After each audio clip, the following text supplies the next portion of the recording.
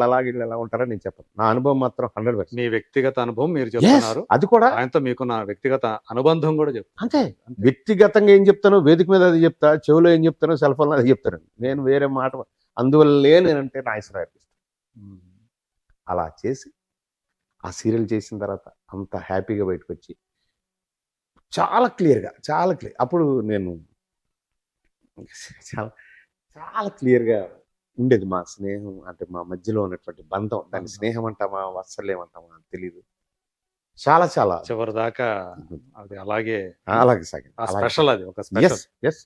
ఆయన last cinema ఒప్పుకున్నప్పుడు, ఆ సినిమాకి ఫస్ట్ మేకప్ వేసుకున్నప్పుడు, ఆ సినిమాకి ఫస్ట్ మేకప్ టెస్ట్ గెటప్ మనం ఆ సినిమాకి ఫస్ట్ షూట్ చేసినప్పుడు, ఆ సినిమా జరుగుతున్నప్పుడు తనకు అనారోగ్యం చేసి కడుపు నొప్పి వచ్చినప్పుడు, కడుపు నొప్పి వచ్చి హాస్పిటల్కి వెళ్తే అది క్యాన్సర్ అని తెలిసినప్పుడు, ఆ క్యాన్సర్ అని నేను ప్రపంచానికి చెప్పేస్తున్నాను అని చెప్పినప్పుడు ప్రతి దానికి నాకు ఫోన్ చేశాను. క్యాన్సర్ ఆపరేషన్ అయిపోయిన తర్వాత కూడా ఇంటికి వచ్చిన రోజు కూడా నాకు ఫోన్ చేయించాడు. శ్రీనివాన్ వాళ్ళ బాయ్ కూడా ఫోన్ చేసి రమ్మంటే వెళ్ళా. అయ్యప్ప మాల్లో ఉన్నా. వెంటనే కాళ్ళకు దండం మీరు మాల్లో ఉన్నారు, దూరంగా ఉండండి అంటే, దేవుడు అంటే నమ్మకం లేదు నాగేశ్వరరావు గారికి అంటారు, కానీ భక్తుడు అంటే గౌరవం. మరి నాలో మాల్లో ఉంటే దేవుణ్ణే కదా. అదే ఆయన నన్ను ముట్టుకోకుండా హాస్పిటల్ నుంచి వచ్చాను కదా, మీరు దూరంగా ఉండండి అన్నాడు. అంటే అంత పెద్ద వ్యక్తిత్వం ఆయన గురించి. అంటే చిన్నప్పుడు ఏదో జరగచ్చు, ఎంతో మందికి ఎన్నో అనుభవాలు ఉండొచ్చు ఆయనతోటి. ఆయన 100 సంవత్సరాల జీవితంలో, 92 సంవత్సరాల జీవితంలో ఆయన ఎంతో మందికి అనుబంధం ఉండొచ్చు. నా అనుబంధం ప్రత్యేకమైంది నాకు, ఈ ప్రపంచానికి కూడా. సో అలాగా ఆయన దగ్గర. సో ఆయన చివరి క్షణాలు ఇంకా మీకు సంబంధించి ఇంకా ఎమోషనల్ ఇది కదా. బాగా అసలు నేను సంక్రాంతి రోజుని స్టూడియో అందరూ అక్కడ టిఫిన్ చేస్తారు వర్కర్స్ తోటి, ఫ్యామిలీ అంతా. మళ్ళీ సుమంత్ బాబు డ్రైవ్ చేస్తుంటే నేను, అందరూ స్టూడియోకి వెళ్ళిపోతారు కదా, ఈయన ఒక్కరే ఇంట్లో ఉంటారని నేను ఇంటికి వెళ్ళా. జనరల్గా ఇంటికి వెళ్ళిపోతాం కదా. వెళ్తే వెళ్దాం స్టూడియోకి అన్నాడు. సార్ ఎలా వెళ్తారు సార్, ఇట్లా ఎలా ఉన్నారు మీరు, వీల్ చైర్ అప్పుడు ప్రపంచానికి తెలియదు, మాకు తెలుసు. ఎట్లా సార్ అంటే, ఈ సంవత్సరం అన్నపూర్ణ కూడా లేదు కదా సార్, మనం వెళ్ళకపోతే ఏం బాగుంటుంది, ఎందుకనో వెళ్దాం అనిపిస్తుంది. అంటే ప్రతి సంక్రాంతికి వెళ్ళాలి అక్కడ. సంక్రాంతి పొద్దున్న టిఫిన్ చేస్తారు మొత్తం కార్మికులు అందరితోటి, స్టూడియో వర్క్ లేయింగ్ స్టోన్ వేసిన రోజు అన్నపూర్ణ స్టూడియోకి ఈ ఫ్యామిలీ అంతా కూడా కలుస్తారు అక్కడ. అదో పండగ. స్టూడియో సంబంధించిన సిబ్బంది అంతా సిబ్బంది మొత్తం, ఈ ఫ్యామిలీ మొత్తం, అక్కినేని ఫ్యామిలీ మొత్తం అక్కడ ఆ రోజు మార్నింగ్ బ్రేక్ఫాస్ట్ ఉంటుంది వాళ్ళతోటి. ఈ సంవత్సరం అన్నపూర్ణ కూడా లేదు కదా, వెళ్ళకపోతే మనసు బాగోదు అన్నాడు. ఇక ఆయన అంటే ఆగుతామా, రెడీ సార్ అన్న. మళ్ళీ సుమంత్ బాబు డ్రైవ్ చేస్తుంటే ఆయన ఫ్రంట్ సైడ్ కూర్చుంటే వీల్ చైర్ వేసుకుని వెనకాల సీట్లోనే కూర్చొని వెళ్ళి అలాగే కూర్చోబెడితే, మీరు ఇందాక అన్నట్టు ఆయన పక్కన ఫస్ట్ నా సీట్ ఉంటుంది. ఆవేళ నాకు పెసరట్టు ఉప్మా అంటే చాలా ఇష్టం. ఆయన ఎప్పుడైనా పెసరట్టు ఉప్మా అంటే నన్ను గుర్తు చేస్తాడు. నీ టిఫిన్ ఇవేళ మా ఇంట్లో. నేను పెసరట్టు ఉప్మా తింటుంటే చట్నీ వేసే ఒక తల్లిలాగా ఆయన నాకు. ఎంత నా గ్లాసులో వాటర్ అయిపోతే వాటర్ పోస్తాడు. అంటే నాలో ఆయన ఒక బిడ్డని చూసాడు. అంటే ఒక రకమైన పుత్రవాత్సల్యమే అంతే. లేకపోతే అంత దగ్గరగా ఆయన అసలు చాలా రిజర్వ్డ్గా ఉంటారు ఆయన. అవును. ఒక ఎక్స్ప్రెషన్ కానీ, ఒక ఉకారం కూడా బయటికి, అకారం కూడా బయటికి రాదు అనవసరంగా. అంత పెద్ద మనిషి నాతో అనుభవం. పసిపిల్ల జననం చూసిన వ్యక్తి అతను, పండు ముసలి మరణం చూసిన వ్యక్తి అతను. ఇవన్నీ కూడా నాతో షేర్ చేసుకున్నాను.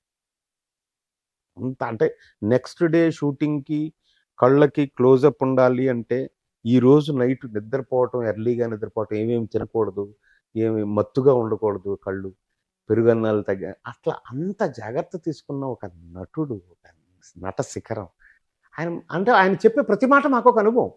నేను కూడా నటుడుగా బతుకుతున్నాను కాబట్టి.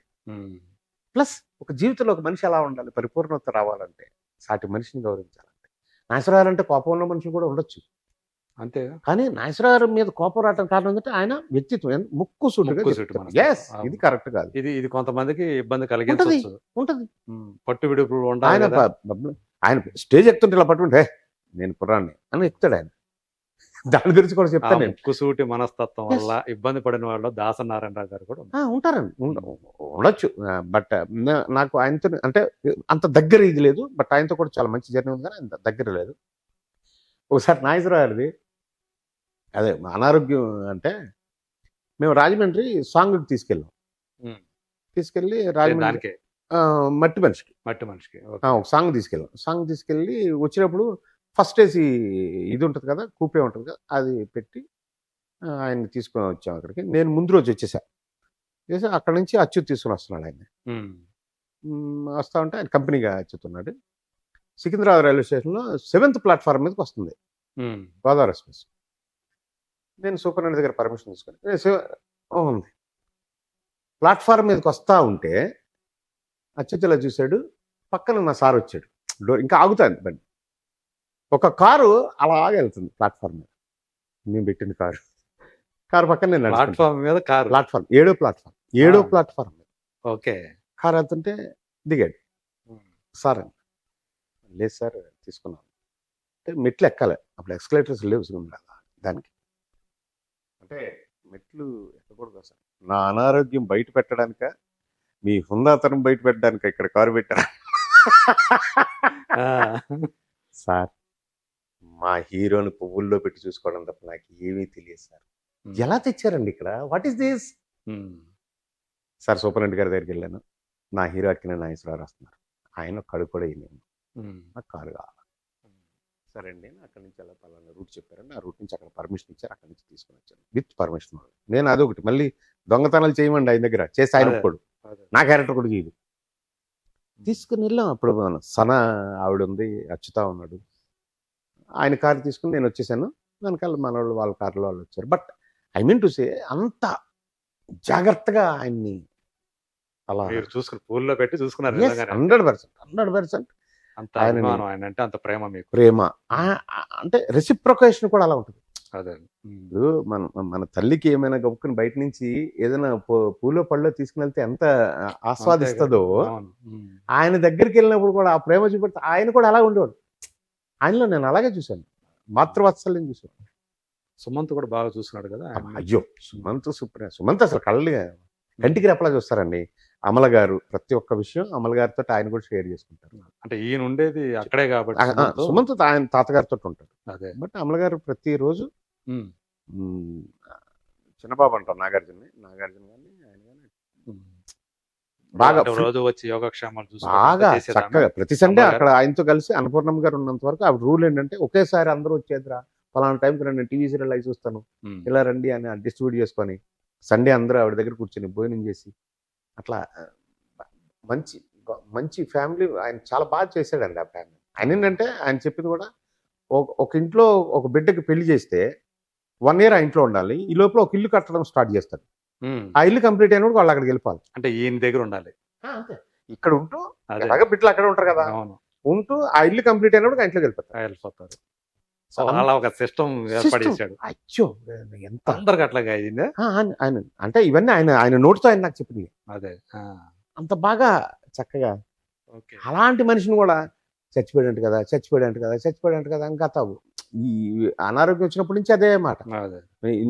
నిజానికి ఉదయ్ కిరణ్ చనిపోయిన రోజున కూడా ఆయన చచ్చిపోయాడు, ఆయనకి ఆరోగ్యం బాగాలేదు, కానీ ఈ చావు వల్ల కలిసిపోతుందని ఆ చావు బయట పెట్టలేదు వాళ్ళని చెప్పేవారు. కానీ ఆయన వేళ నేను ఆయన దగ్గర ఉన్నా. పొద్దున్న ఆయన దగ్గరికి వెళ్ళి ఆయన కలిసి, ఏంటండి ఇలా చేశాడు కుర్రాడు, తల్లిదండ్రులు ఇచ్చిన జీవితం ఇది, దాన్ని అలా మనం తప్పు చేశాడండి అని నాతో చెప్పి వీల్ చైర్లో ఆయన కూర్చుని అప్పటికి మేము లాంచ్లో కూర్చొని పొద్దున్న ఆయన కలిసిన తర్వాత అక్కడ నేను కాఫీ తాగిన తర్వాత అప్పుడు ఈ పని ఇతన్ని ఫాలో అవుట్ నేను ముందు రోజు నుంచి నేను చేస్తూనే ఉన్నా. ఈ డెడ్ బాడీ ఉదయ్ కిరణ్ కి జరిగిన విషయం కూడా ఆయనకి తెలుసు, నాతో డిస్కస్ చేసాడు.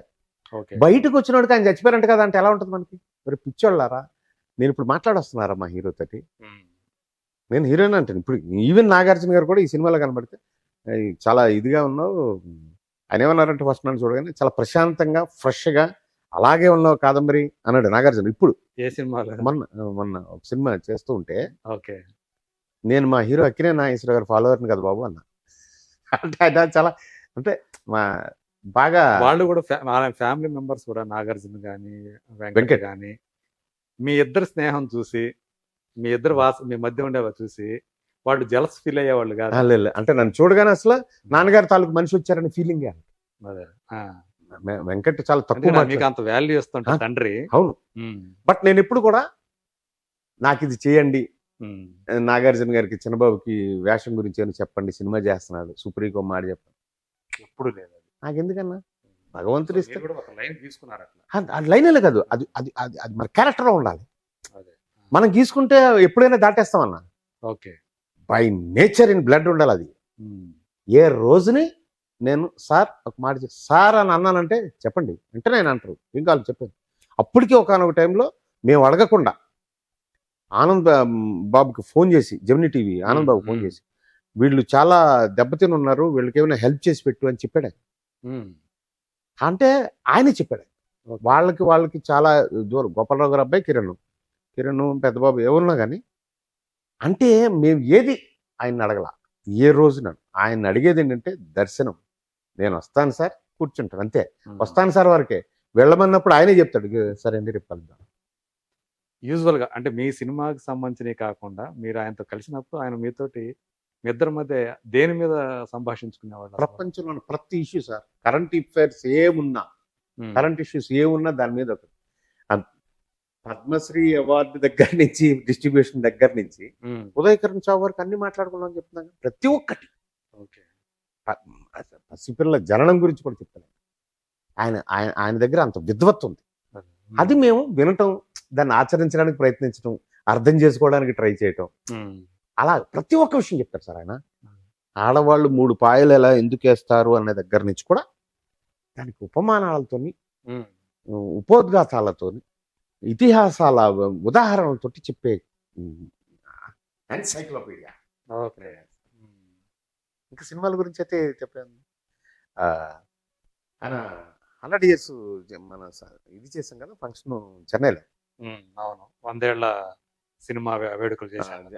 సి కళ్యాణ్ గారి ఆధ్వర్యంలో జరిగింది. కేఎస్ రామారావు గారి ఆధ్వర్యంలో అక్కడ జరిగింది. అశోక్ కుమార్ గారు వాళ్ళంతా. ఇక్కడేమో మనం వజ్రోత్సవం జరుపుకున్నాము, ఇక్కడ చేసాం. ఇక్కడ కూడా కేఎస్ రామారావు గారు వీళ్ళే చేశారు. అక్కడ సి కళ్యాణ్ గారు చేశారు. అప్పుడు సౌత్ ఇండియన్ ఫిలిం ఛాంబర్ దీనికి ఆయన అధ్యక్షుడు ఉన్నాడు, సి కళ్యాణ్. అమ్మ ఉన్నప్పుడు జయలలిత గారు ఉంటే అక్కడ బర్త్డే సెలబ్రేట్ చేద్దామని ప్రపోజల్ నాగేశ్వరరావు గారికి. మేమంతా మామూలుగా ముందు వెళ్ళిపోయాం. నాగేశ్వరరావు గారు పలానా రోజు రేపు వస్తారు. వాళ్ళు చార్టర్డ్ ఫ్లైట్స్ సెపరేట్ ఏరోడ్రోమ్లో వస్తాయి, అక్కడికి రిసీవ్ చేసుకోవడానికి వెళ్ళాం. నేను ఒక ఫాలోవర్గా మా హీరో వస్తున్నాడని నేను వెళ్ళాను. వీళ్ళు 5 మంది హీరోలు వస్తూ ఉన్నారు, వీళ్ళు రిసీవ్ చేసుకుంటూ ఉన్నారు. సి కళ్యాణ్ గారు, కేశరావు గారు, అశోక్ కుమార్ గారు, ఇంకెవరెవరు పెద్దలు వచ్చారు. వాళ్ళంతా బుల్లెన్ వెహికల్స్ అవి వచ్చినాయి. నన్ను చూడగానే అవన్నీ ఆ బొకేస్ తీసుకుంటూ విష్ చేస్తూనే నాగేశ్వరరావు డైరెక్ట్గా నా దగ్గరికి వచ్చారు. వచ్చారా మీరు? వచ్చాను సార్. గుడ్. ఎందులో వచ్చారు? ఏ వెహికల్ సార్? ఈ వెహికల్ వచ్చాను. Yes, okay. ఈ వెహికల్లో కూర్చున్నాడు ఆయన, నేను తెచ్చిన వెహికల్. ఆయన ఎప్పుడైతే కూర్చున్నాడో అక్కడ నాగార్జున గారు, నాగసుశీల్ గారి అబ్బాయి సుశాంత్, సుమంత్, చైతన్య వచ్చినట్లేరు వేళ, అఖిల్ అనుకుంటూ వచ్చారు. ఓకే. వీళ్ళందరూ హీరోలు ఆ కారు ఎక్కి కూర్చున్నారు. నాగార్జున గారు, ఇటు సుమంత్, మధ్యలో నేను వెనకాల ఆయన పక్కన కూర్చొని దాన్ని ఎక్స్ప్లెయిన్ చేస్తా ఉన్నా. ప్రోగ్రామ్ ఇలా జరుగుతుంది, ఇలా వచ్చారు, ఇలా ఆల్రెడీ కాంచన గారు వాళ్ళు వచ్చున్నారు, చూశాను. ఏదైనా అక్కడికి వెళ్ళిపోయి హోటల్కి వెళ్ళాం. వాళ్ళు రిసీవ్ చేసుకుని నన్ను వేసి లోపల తీసుకెళ్తున్నారు. సరే, నాగార్జున గారు మిగిలిన హీరోలు ఎవరు సూట్కి వాళ్ళు వెళ్ళిపోయారు. ఈయన సూట్కి నేను వెళ్ళాలి. వెళ్ళాం. అప్పటికి అరౌండ్ 6:30, 6:45 ఎంతో అవుతారు, చీకటి పడగా. సార్ ప్రోగ్రామ్ ఏంటి అన్నాడు. అంటే తెలుసుకోవాల్సిన బాధ్యత కూడా నాకు. అంటే ఆయన ఎందుకు అడుగుతాడో నేను ఎందుకు చెప్తాను అంటే, నా మనిషిని కాపాడుకునే పరిస్థితి మనదంతే. అంతే. ఆయనకు ఒక అసిస్టెంట్గా, ఒక బిడ్డగా, ఒక గన్మ్యాన్గా, ఒక అన్ని రకాల మనం అలా ఉంటేనే కదా దగ్గర కవచం అనమాట. ప్రేమ అది. మీరుంటే, ఆయన పక్కన ఉంటే మీరే కవచం ఆయనకి. సో 8 అట్లా దిగుదామండి, 8:30 పైకి వచ్చేద్దాం అన్నాడు ఆయన. హాఫ్ అన్ అవర్ అక్కడ ఉన్నాం, సరిపోతుంది అన్నాడు. ఓకే సార్ అన్న. కాసేపు రెస్ట్ తీసుకుంటానండి అన్న. ఓకే అన్న. ఈ లోపల జస్టిస్ గారు వచ్చారు, ఆయన రెస్ట్ తీసుకుంటున్నాను. సరే, ఇంకో ఎవరితో మాట్లాడుతూ ఉన్నారు. రాజశేఖర్ గారు, జీవిత గారు వచ్చారు, వాళ్ళు కూడా రెస్ట్ తీసుకుంటారు. నేను ముందు సూట్ రూమ్లో ముందు రూమ్లో కూర్చున్నాను. ల్యాండ్ లైన్ ఫోన్ వచ్చింది, కమలాసన్ గారు ఫోన్. సార్, నేను కమలాసన్ మాట్లాడుతున్నాను సార్. సార్ నమస్తే సార్, నేను ఆర్టిస్ట్ సార్, కాదంబరికి వెళ్ళాను సార్. సార్ నాగేశ్వర గారు కలవాలని అనుకున్నాను. ఒక్క నిమిషం సార్. అని ఆయన పాపం రెస్ట్ తీసుకుని డిస్టర్బ్ చేసి కమలాసన్ గారు చేశారు. 8కి దిగుదాం అనుకున్నాం కదా, 7:45కి రమ్మని చెప్పండి అన్నాడు. ఏ టైంకి రమ్మంటారని అడిగాడు కమలాసన్ గారు. 7:45కి సార్ చెప్పారు sir. Okay sir, thank you very much అని పెట్టేశాడు. అయిపోయాడు. 7:25కి వచ్చాడు. టెన్షన్గా ఈయన రెడీ అవుతున్నాడు. ఈ లోపల 20 నిమిషాల ముందు వచ్చాడు. ఈ 20 నిమిషాలు నాతో మాట్లాడు. 7:25కి వచ్చాడా? అంటే లేట్ కాకూడదని ఉద్దేశం ఆయన ముందు ఆయన వచ్చేసి అంటే అంతే, పెద్దవాళ్ళు అలాగే ఉంటారుగా. ఇక ఆయనతో కూర్చొని మాట్లాడుతుంటే మా హీరోకి ఏంటంటే ఏదైనా సరే చెప్పాలిగా ముందు. ఫస్ట్ అలా డిస్టర్బ్ చేసినప్పుడే మీతో కమలాసన్తో నేను ఫోటో తీసుకుంటా అన్నా. ఎన్ని ఆల్బమ్లు ఉన్నాయి అవి మీకు ఎందుకు సార్ అన్నాడు ఆయన. మీ ఇద్దరితో కావాలన్నా. ఓకే, అలా చెప్పాలి అంటే అది కూడా ఆయనకు ముందు చెప్పాలి. చెప్తే సరే ఈయన వచ్చారు, కమలాసన్ గారు కూర్చున్నారు. ముగ్గురు కలిసి కూర్చొని ఉన్నాం, మాట్లాడుతూ ఉన్నారు. రామారావు గారి గురించి, రామారావు గారితో నాగేశ్వరరావు గారి స్నేహం గురించి అలా వెళుతూ ప్రపంచంలో పెద్ద పెద్ద యుద్ధాలు రావటం, పెద్ద పెద్ద జీవితాలు, కొన్ని టర్న్లు తీసుకోవటం ఆడవాళ్ళ వల్ల మాత్రమే అనే ఒక మంచి టాపిక్ తోటి ఉన్న 15 నిమిషాల్లో ఒక అద్భుతమైన మాటలు మాట్లాడుకుంటున్నారు. ఇద్దరు సినిమా ఆర్టిస్టులు మాట్లాడుకున్నట్టు, గురు శిష్యులు మాట్లాడుకున్నట్టు